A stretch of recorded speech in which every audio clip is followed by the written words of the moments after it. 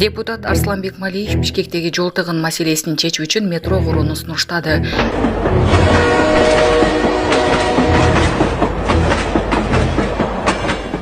Эл өкүлү бүгүн парламентте шаарга метро куруу жолун тапса болорун, ал үчүн сырттан инвестор таап, аларга 15-20 жылга өткөрүп, анан соң Кыргызстан өзүнө алса болор эле деген оюн билдирди. Мэрия каладагы тыгын маселесин жоюунун жолдорун издеп келет. Буга чейин Айтматов проспектиси менен Жибек жолунан Түштүк магистралга чейин асма жол курулары айтылган. Ага чейин монорельс куруу да сунушталган эле. Жана башка жаңылыктар түрмөгү видеого лайк басып, Манас ТВ каналга катталып, акыркы жаңылыктардан кабардар болуп туруңуз. Кирикшелик айылында КАМАЗ жеңил унаа менен кагылышып оодарылып кеткен. Чүй районунун Кирикшелик айылында КАМАЗ менен жеңил унаанын катышуусунда жол кырсыгы катталганын окурман 24 KG'нин кабарчысына айтып, окуя болгон жерден видео жөнөткөн.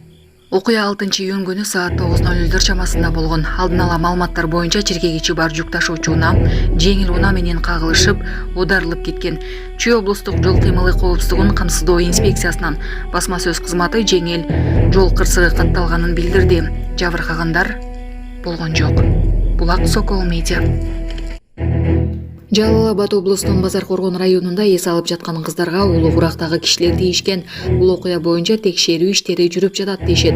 Облустук ички иштер башкармалыгынан. Башкармалыктан 5-июнда Базар Коргон районунун 21 жана 23 жаштагы тургундары кыздар Базар Коргон рейбине арыз менен кайрылган дешет.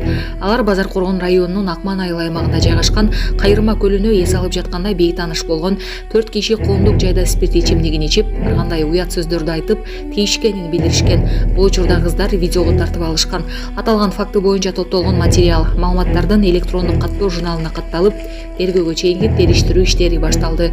Учурда бул окуяга тиешеси бар жарандарды аныктоо максатында тапшырмалар берилип, тергөөгө чейинки териштирүү иштери жүрүп жатат дешет милициядан. Булак Назар Ньюс KG.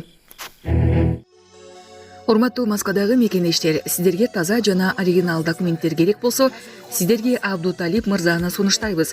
Алдыңыздарда турган бардык документтерди бат жана таза жасап берет.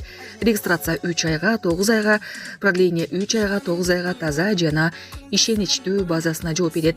Аманатка кыянат жок. Связь жана WhatsApp номер +7 916 044 66 24. Кызматыңыздарда Абдуталип.